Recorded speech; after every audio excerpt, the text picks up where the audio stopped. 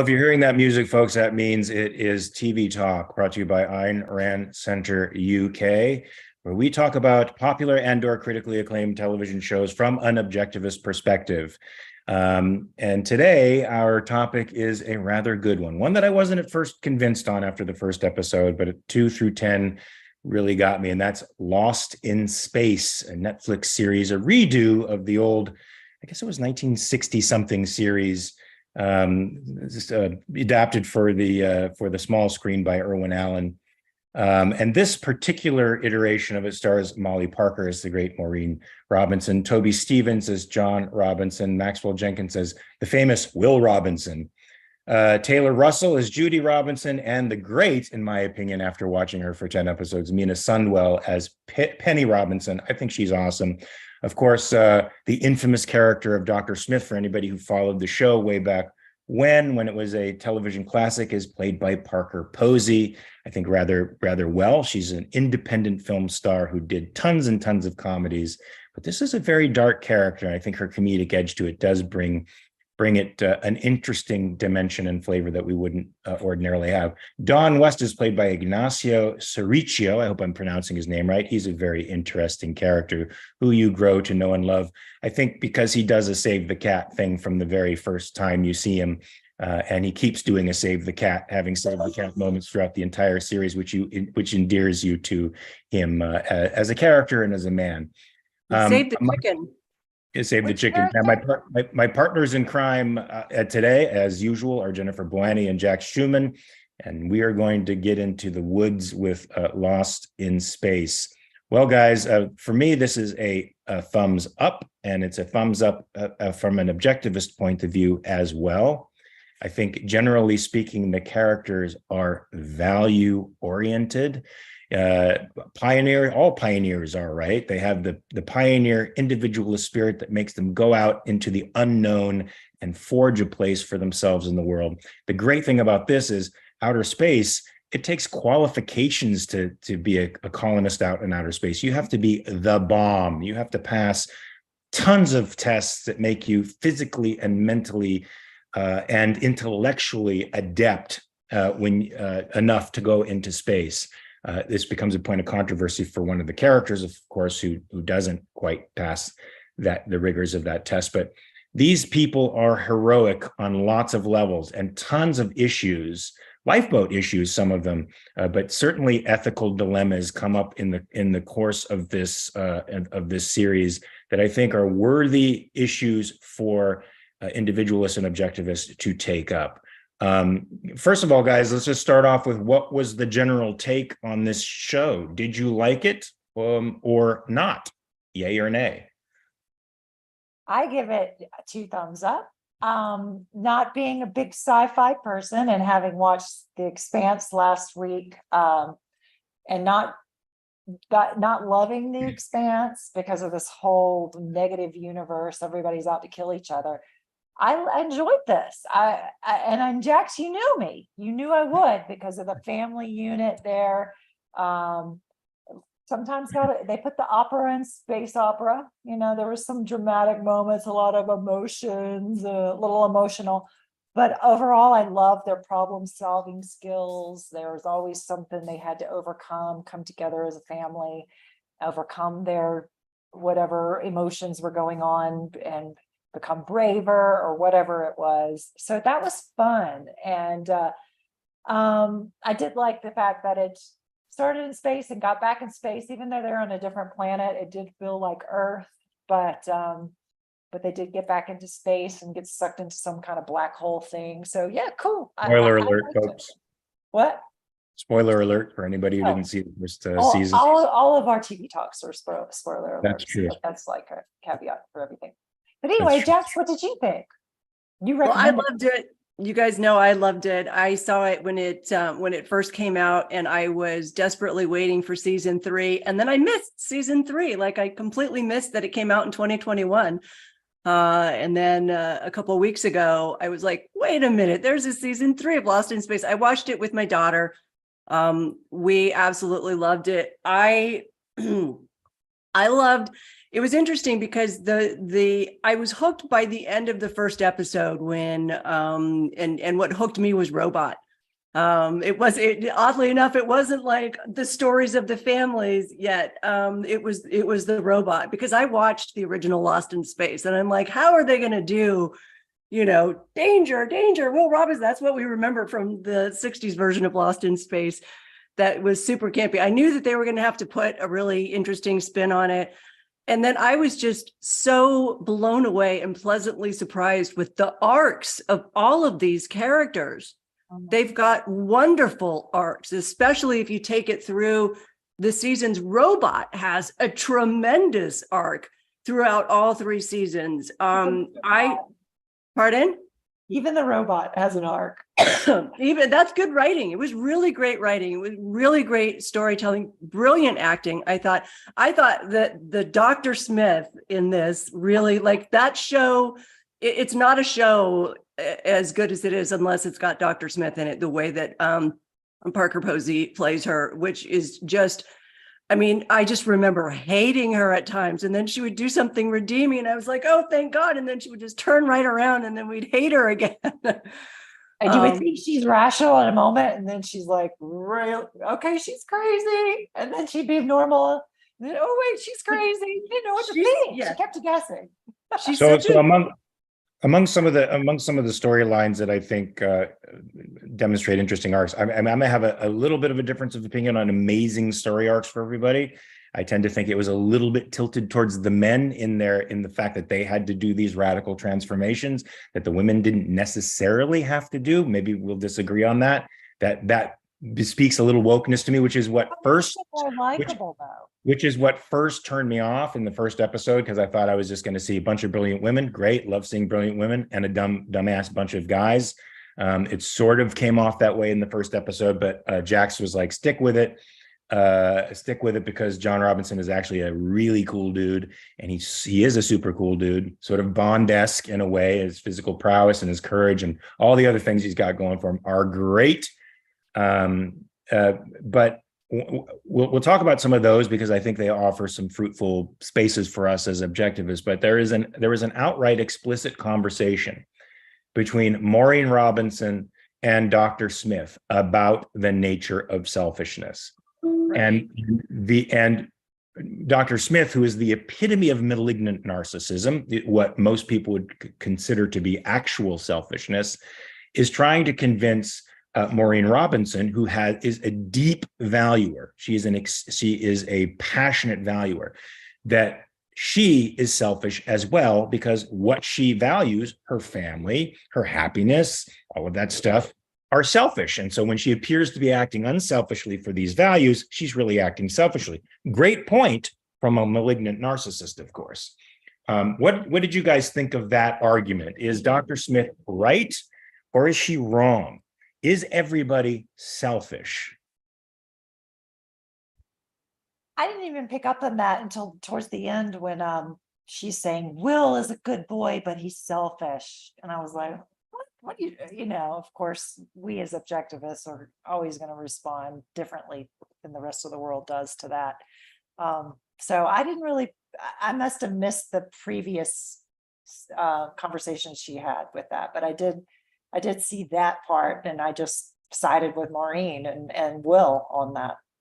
I remember the discussion. It was when Dr. Smith had kidnapped Maureen to take her to the robot ship, and had her tied up, and she was sitting on a rock. And they were having this discussion because I think Maureen called her selfish, and then she came back with that speech. What I thought was really great about it is, so what I was expecting from from a woke world, what I was expecting from a woke world was for that speech to be delivered by Dr. Smith, telling her, because she gives her examples of why Maureen is selfish, which I thought were brilliant examples. They were actually true examples, true objectivist examples. Like, you're selfish because you're not doing this stuff just out of the goodness of your heart, just for the sake of them. You feel good when you do it. And I thought, that's perfect. That's brilliant. And it's absolutely true. And it's like she's the perfect argument against Immanuel Kant.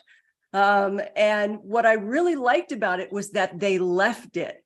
They didn't have Maureen come back at a different time and say, see, I'm not selfish. I'm actually selfless. Yeah. No, they left it with Maureen actually digesting that and thinking about it. And they didn't come back and vilify Dr. Smith for saying that, which is one of the things I really love about her character. And it's something that I think we should all, as storytellers, remember to keep in mind about what makes a good villain is that sometimes they speak the absolute truth.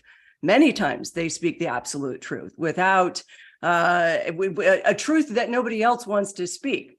Mhm. So, but the concept that I think she was bringing up, which I think you're right.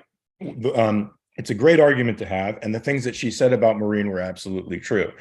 Of course, we know as objectivists that working for your values is being selfish, even when it appears to the outside world and their semantic take on things that it's not, because you're working for your kids or you're doing these things that they're very high values to you. But her idea that everybody is selfish, now I take issue with that because I find the Robinsons they're not just looking to survive. They're looking to live. They're looking for values. It's always about it's values or we can't live. That's why they're willing to die with and for each other, because they understand that life isn't worth living without values. Whereas Dr. Smith is just about the pure act of survival. As long as she's breathing and consuming oxygen and resources, she'll consider that a success and will do anything in her power to gain that, whether or not her integrity dies. And that to me is, I think the objective nature of selfishness is a very interesting thing that objectivists have a unique take on. No, the mujahideen, the Islamicist who blows himself up for 72 virgins is not being selfish. They're not being selfish. People who destroy their lives for the greater good are not being selfish.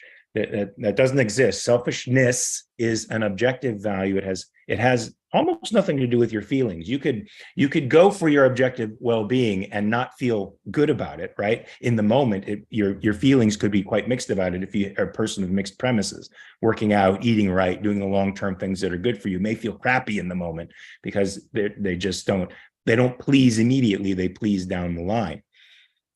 So I feel like we make the distinction between that subjective feeling thing that I think many people look at selfishness as satisfying that emotion makes you selfish. We say seeking values and attaining values, actual values that promote your life. Those are selfish. There's no way in which she promoted her life by doing the things that she did throughout the entire series, sabotaging them all along the way just to make sure she lived and practically keeping everybody. It made for great television, though, because I tell you, you're hanging by the skin of your teeth 90% of this show, which I loved. I loved being on the edge like that, literally on the edge of my seat most of the time.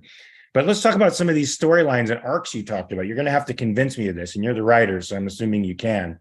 I felt like I want to say one thing. Just I do agree with you that I don't think everybody is selfish. I don't think that's a true statement because a lot of people do terribly self-destructive things. There is have you guys seen any of season 2 yet? Very first part of the first episode. So I think it comes in like episode 2, 3, or 4 when Maureen actually has the comeback to that selfishness discussion.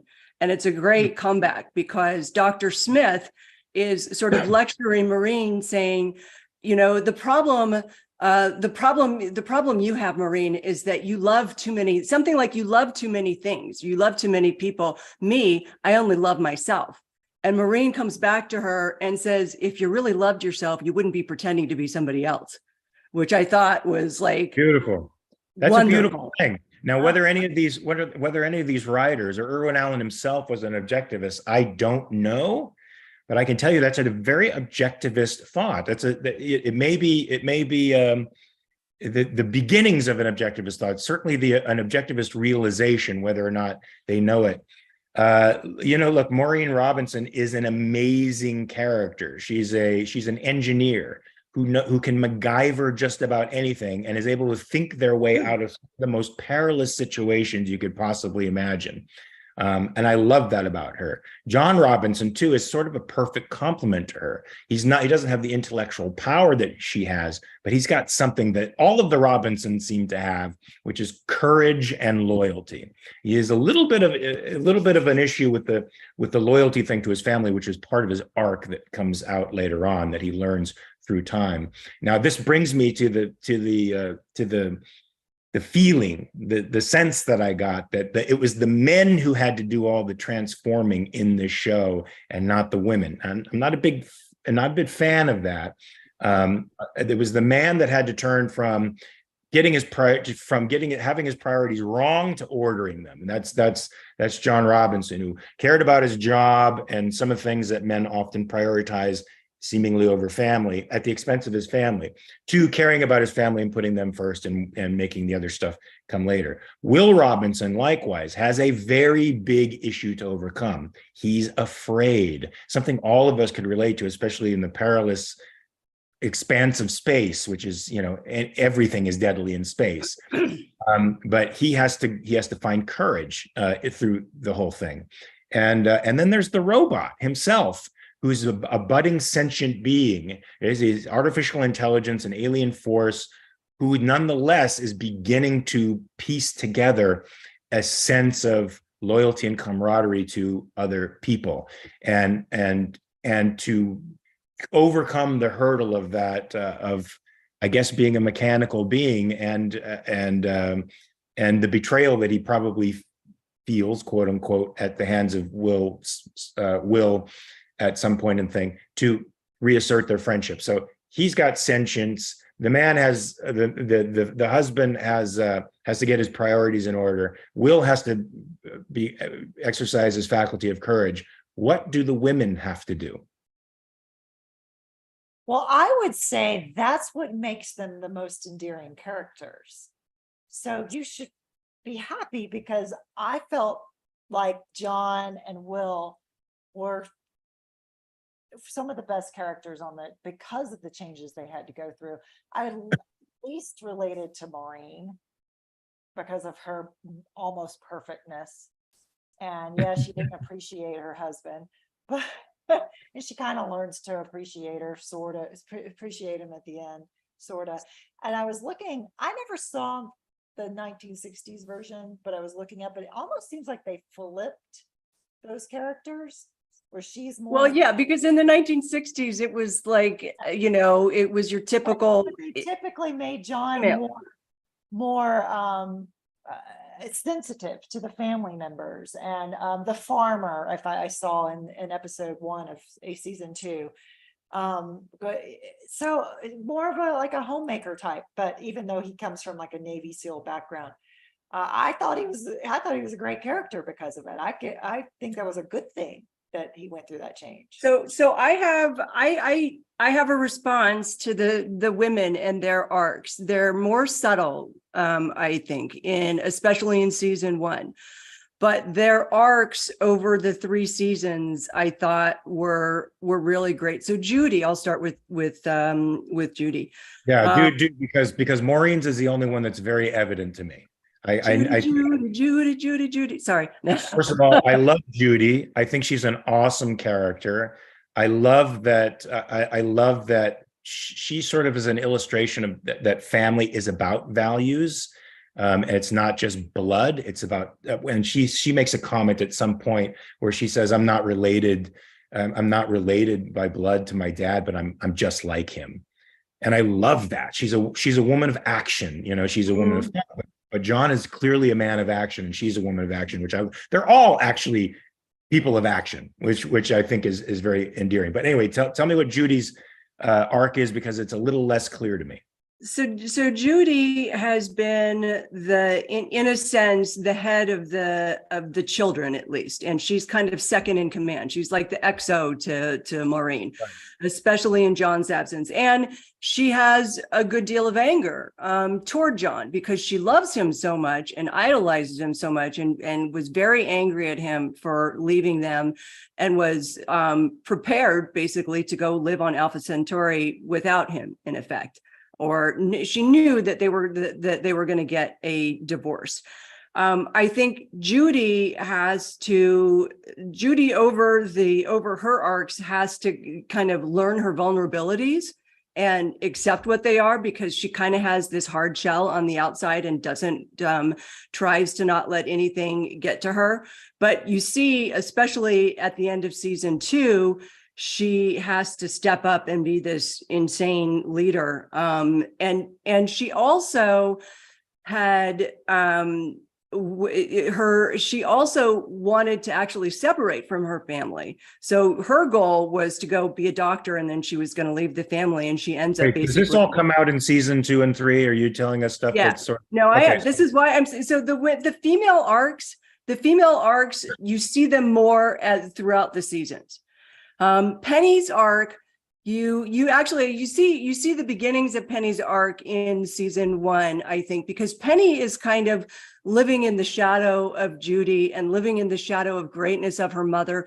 Penny doesn't have much to offer in terms of genius, right? She's the creative one. She can think outside the box, but she has always been sort of living in her mother's shadow. And so Penny's arc is confidence.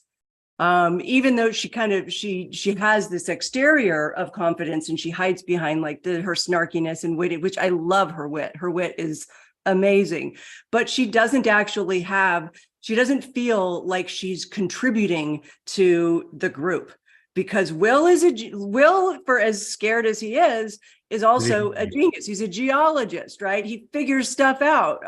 He gets fuel for everybody.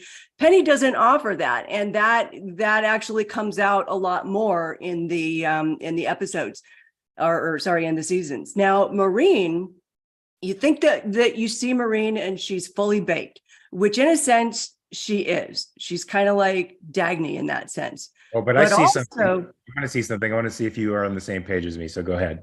Okay, so for Maureen, she actually has to learn to rely and depend on John more and trust him more. Yes, and forgive. I think the first season, which I loved. I loved the forgiveness arc between the two of them. So by the time they actually kiss, you are actually dying for them to get together. Right. So because they're so compatible and they're so right for each other, and she's so awesome and he's so awesome.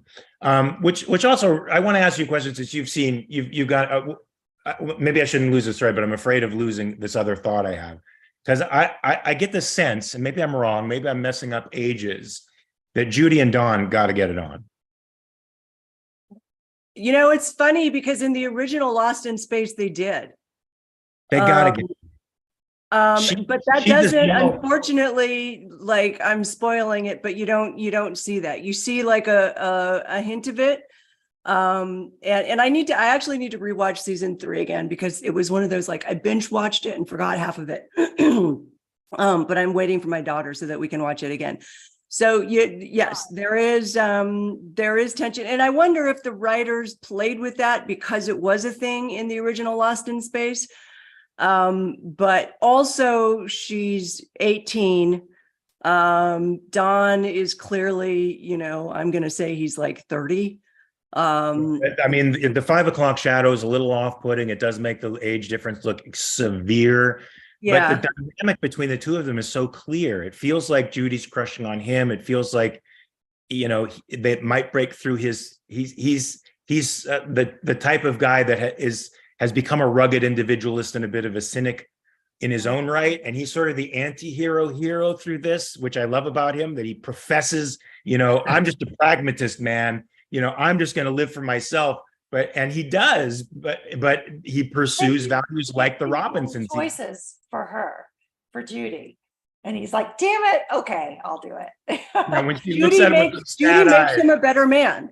Judy makes him a better man. which I think is what a great woman does, by the way. And we were talking in the collective about marriage, I think, and we were knocking on that dude who doesn't think you should get married. And I was like, nah, you know what? A woman dragged me kicking and screaming into manhood. Without her, I don't think I would be a man, to be honest with you. And you know what? You need that moral check. A strong woman sort of knows what's fucking up. I don't mean this in the sense of, I don't mean this in the strange, bizarre collectivist way that a conservative might put it out there. There's a dynamic between men and women where sometimes a woman has just a farther sight than a man, and a different sightedness than a man that adds dimension to his life. And Judy does that for Don. That's why I want to see them get together, even though it's weird with the 5 o'clock shadow. They certainly set Judy up in season 2 to kind of be more womanly, especially because, you know, she's grown like 3 cup sizes between season 1 and season 2. I don't know if you guys noticed that. Oh yeah, it's like out there. Well, I noticed Will. Oh, I noticed that. Well, this is going to reveal me. I certainly noticed that about Penny, and I noticed that Will was like 9 feet tall. Yeah, Will is just like getting taller and taller. You should see him in season 3. I was actually like, did they get a different actor? But no, it's the same. It's the same guy. I want to come back to this one thing about Maureen and her arc. It comes at the end of season 2. And when I talk about like how she has to learn to, she has to sort of not only learn, but embrace being able to depend on John, because you know, he's strong for her in ways she can't be. And she's strong for him in ways, you know, that he can't be. She recognizes the science of things, and John has ideas about stuff. And she's like, nope, that's not going to work. We're not going to do that. So there's this one scene, and I don't want to spoil it too much for you guys, but I struggle so much with what's the difference between man and woman? What is it that woman does for man and man does for woman? And how do we put that into words? And I kind of realize I don't think that there are actual words for it. There's some actions that I could look at. And there was this one action that happened when both John and Maureen have to make a terrible decision. Season 1? Season 2. So season 2. It's at the end of season 2. I'm not going to say what it is, but they have to make a terrible decision. John knows it's the right decision to make. Maureen knows it's the right decision to make. But as a mother, she can't bloody bear it. But in front of their children, she's strong, and, you know, and they're a united force. And then she goes, John, may I speak to you, please? And they go out. I'm almost going to cry when I say this, but they go out in private, and she just collapses into his arms. See, I love that. That's value pursuit again. And I wish, this to me is where you see the power of art in a person's life. Yes, this television show can be considered art, folks. When a parent who may be struggling with the same kind of issues that these parents struggle with, not quite as dynamic, but where, you know, what kind of parent should I be? How should I act towards my children, especially if the dynamic is they're split up? And that dynamic is rather perfect. United front, and for the kids, you are strong. For each other, you show the moral weakness. You show not moral weakness, but the weakness, so that your kids get a sense of moral strength from you. I love that. That's the way parents should be. It's like what Don sees when they're trapped up in space, and John is trying to make him cry, and he's talking to him about stuff, and Don's got a part of that guy you can't see, and he finally cries. He's like, "Damn, I wish I had a dad like you." Yeah, we all wish we had parents like John and Maureen. And that's what's beautiful about something like Lost in Space. You see, as a parent, you can see what kind of values you should pursue as a parent, to be better for your kids, to enable them to live, even under these extremely hostile situations, the best life they can possibly live. I think, yeah, well, very well said, Mark, very well said. And I think what I love about this show the most, when I look at like the overarching themes, is that the Robinsons make everybody's lives better. they elevate everybody, right? They challenge them to be better people. Even the guy that was the leader, VJ's father, right, that was going to take off on the Jupiter without telling anybody, and John basically had to like punch the truth into him. And and he says later on in the series, "You made me a better man for doing that." See, there's another guy, that's Raza Jeffrey, plays Victor Dar, who's the quote unquote elected president, yes, of the colony. Well, he has an arc as well, because he's a distasteful character in the beginning. Now, he's put in some very, very bad moral dilemmas from the opening moments. As a leader, I would not want to be put in those positions.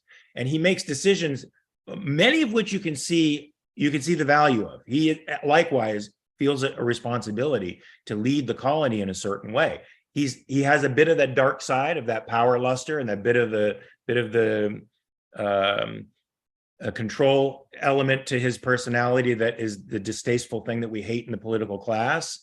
But by the end, his arc is to embrace the Robinsons too as a force of good, and to actually do the right thing and wait for them, something he didn't do in the very beginning. And I love that seed is planted when he is about to run off with them before, and then it pays off the end, because you are convinced as a storyteller that the space station has taken off without them. You know it, in fact, because the leader, Victor Dar, has shown all the time that he's not going to care about one or two people when it comes to the colony or them. He's going to do the trolley problem, and he's going to do it. He's going to save 5 people and let 2 people perish. Yeah.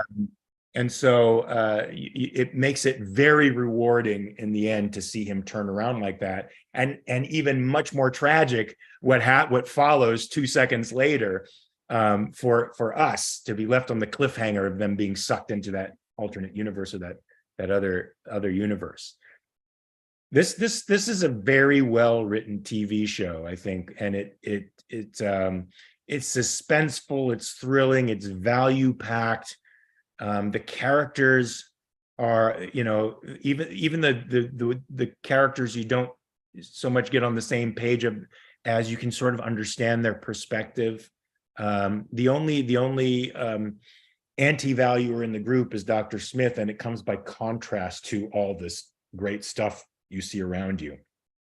And yet she's also another really good example of how the Robinsons make her a better person, because in the end, again, half spoiler alert, in the end, her arc is completed in a positive way, and in the way that it should be done, in a way that satisfies. She commits suicide. She commits suicide. No, that's not a way that would satisfy me, because there are times when she does the right thing because she knows it's the right thing to do, and because it makes her, you can see that it makes her feel good to be doing the right thing. She struggles so much between, she's a person who tries to be a sociopath but fails at it, because she actually has empathy. But I thought she was a sociopath. And how can you? I think she's trying to be a sociopath, but she's still, despite that, she still does good things. Like, okay, so she in season 1, she sends out the second torpedo for John, right? Yeah. She didn't have to do that. She does. There's, there are all kinds of, and she can kind of hide behind, well, it was the most practical thing to do, blah blah blah blah blah. But and if it was a one-off thing, then maybe, but you actually see throughout, again, you have to watch the rest of the seasons. I hope you guys watch the rest of the season. In season 1, she saves them. That's redeemable. Like, if you could do psychopathic types of actions at one point, and then you do empathetic things another, how does that equate out? Yeah, well, not only that, she murdered 2 people. She murdered them. So yeah. I'm not saying she goes free. Okay. So for me, the only redeemable arc for her is one of 2 possibilities: to sacrifice herself, quote unquote, for everybody else that she's harmed. So she has to give her life for the lives that she's taken, or she voluntarily goes to jail, voluntarily goes to prison for the rest of her life. All right, I'll spoil it. Both of those things actually happen. Okay, good. So that is redeemable. That does make her redeemable. We need justice. Yeah. Yeah, you need that. You need that. And that's what I love about this show. Whether or not these people are objectivists, they have a strong sense of justice. They have a strong sense of value. They have a strong sense of virtues, and it's permeating this show. I mean, I don't know if they're taking these storylines from Irwin Allen's original concept, or whether this is just a complete new thing. But these writers need to be patted on the back because they made my week much better.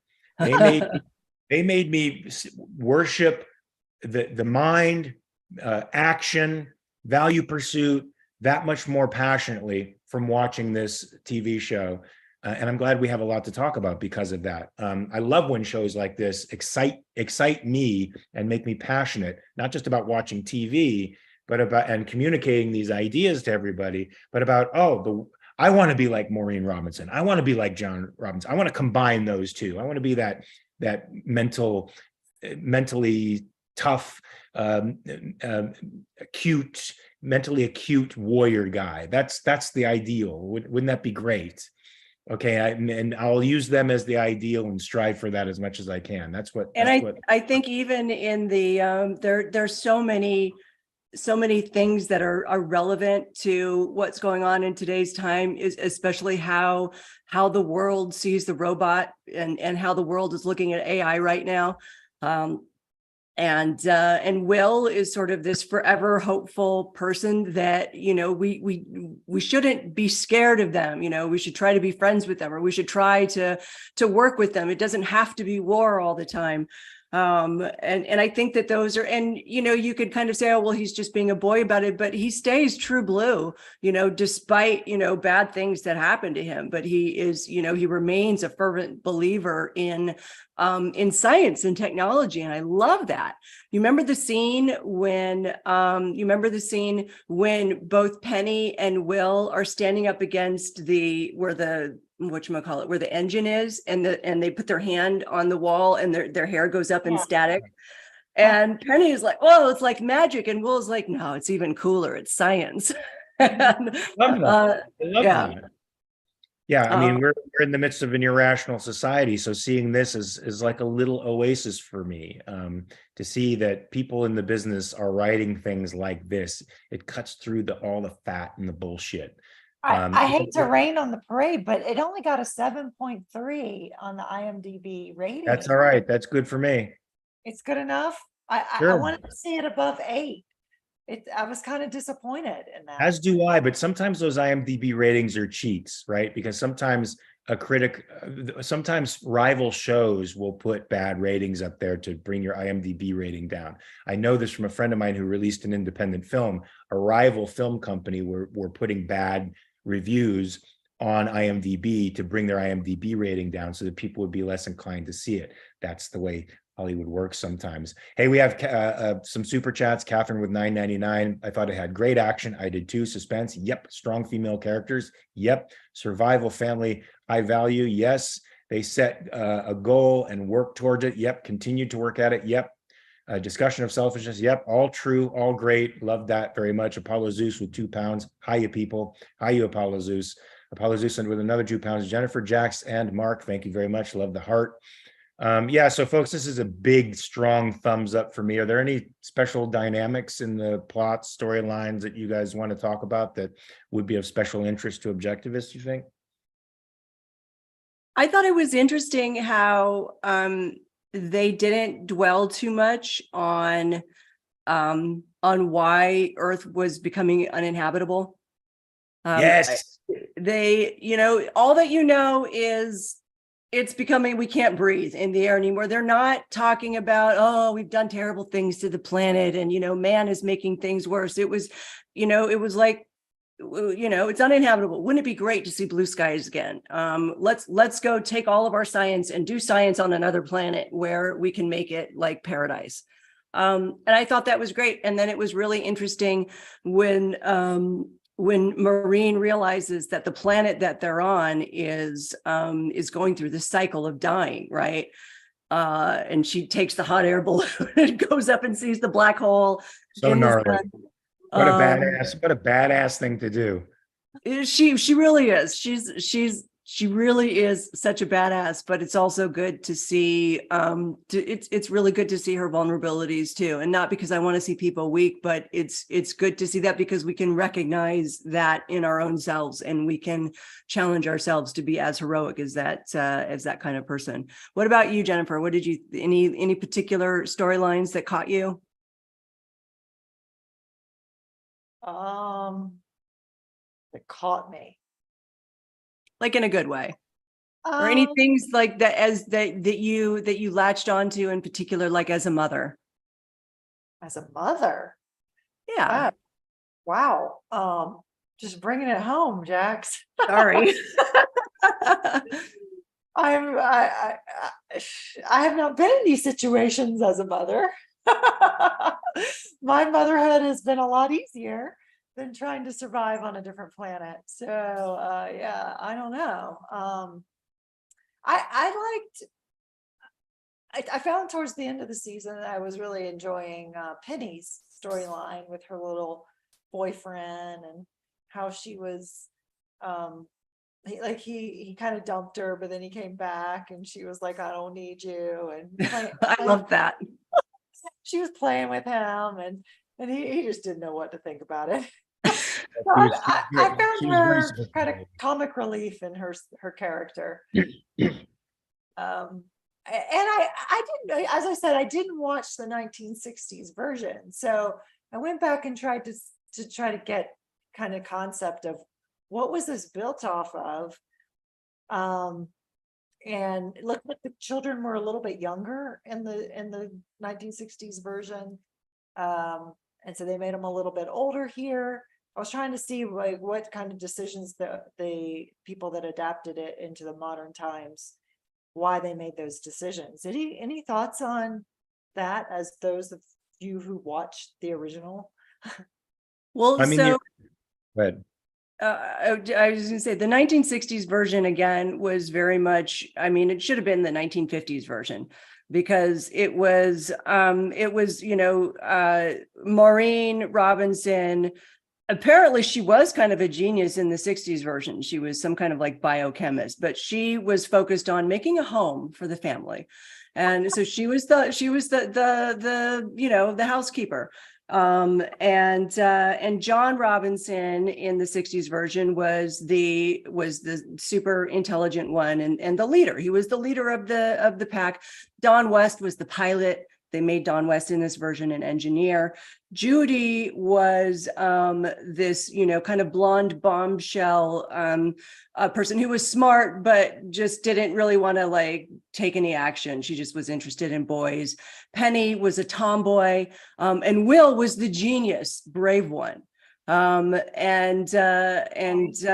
Dr. Smith actually was, obviously he was a man, but he was sent there to screw things up for the family from some government agency. Like his purpose was, was malicious. And so he was actually sent there to thwart them and rational, not like cuckoo crazy, like the one in the modern one. He wasn't cuckoo crazy. He was just Mark, what's your memory of that? No, I was struggling to remember what his